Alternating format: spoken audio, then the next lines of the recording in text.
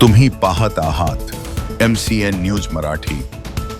PKCT-1 नावाचा 35 महिने वयाचा वाघ गेल्या आठवड्यात दाखल झाला आहे। बुलढाणा शहरालगत असलेल्या ज्ञानगंगा अभयारण्यामध्ये अन्न साखळीप्रमाणे पक्षी आणि प्राण्यांना पोषक वातावरण असल्याने या अभयारण्यात अनेक जाती प्रजातीचे हिंस्त्र प्राणी वास्तव्यास आहेत। त्यात आता पुन्हा एका जंगलाच्या राज्याची भर पडली आहे। PKCT-1 नावाचा 35 महिने वय असलेला म्हणजे अगदी तारणा बंड वाघ ज्ञानगंगा अभयारण्यात दाखल झाला आहे। लांबचा प्रवास झाल्याने त्याला राखीव परिक्षेत्रात काही दिवस ठेवले जाणार आहे।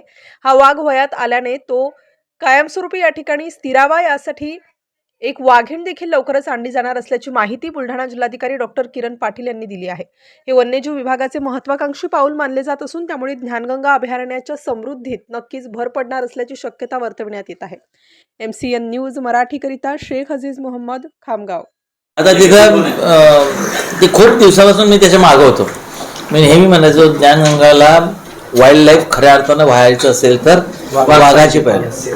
मग ते मध्यंतरी ते सह्याद्रीला पण ते तिकडं त्यांनी सोडलं ना, ते पाठपुरावा सारखा आपला चालू होता। आता ते दोन येणार आहेत, त्यातली एक आली येणार आहे, ते मेल आलेला आहे, मेल आला आहे। स्टेबल होऊन झाल्यानंतर ते काय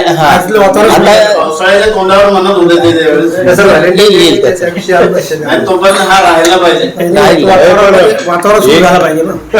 व्हॅलेंटाईन डे सीवन जो आला होता तो असा झटकत आला 8-9 महिने थांबला पण नंतर निघून गेला।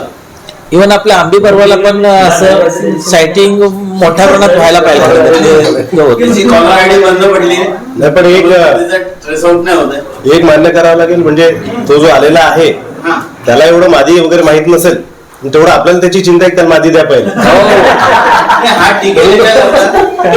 आपण इतके म्हणजे चिंतेत आहोत, इतकी चिंता आहे आपल्या सगळ्यांना। आपण